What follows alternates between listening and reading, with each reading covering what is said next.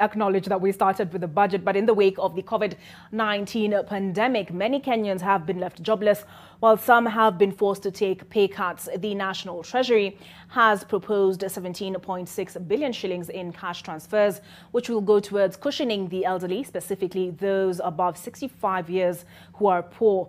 Treasury has also proposed the allocation of 7.9 billion shillings for orphans and vulnerable children.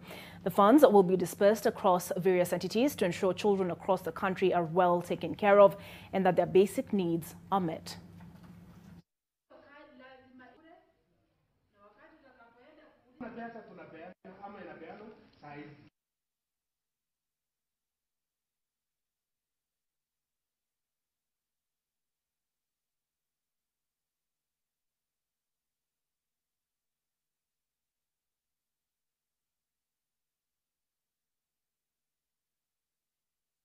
As a government that deeply cares for its most vulnerable members of society, I have proposed Kenya shilling 17.6 billion for cash transfers to the elderly persons, Kenya shilling 7.9 billion for orphans and vulnerable children, and Kenya shilling 1.1 billion for cash transfer to persons with severe disabilities.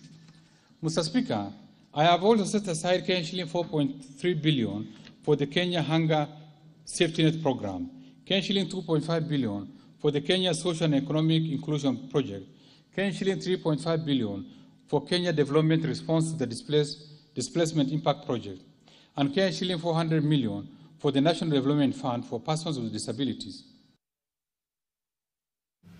The National Treasury has defended itself on the problematic matter of pending bills, which are cancerous to the economy. Treasury Cabinet Secretary Ukur Yatani has, however, admitted to failure by the government to take the matter seriously in the preceding years, laying the blame on his predecessors. There has been a concerted effort to deal with the matter, which continues to affect the cash flows of many businesses and condemn some of them to closure. For the last few months, we've really been forceful on payment of pending bills. It's no longer business as usual. In the past, pending bills were treated as not very important matter. And therefore, the government lose, that discipline. The respective officers lose discipline. What we've done so far, out of the pending bill of 43 billion that belong to the national government, to date, we are only remaining with a balance of about 14 billion. The rest we have paid. Last year, by December, we had paid 14 billion. By this time, we had already paid 23 billion. And therefore now remaining with only some amount which is not very big. We've also put pressure on the counties. And by now, most of them are paid about close to 71%.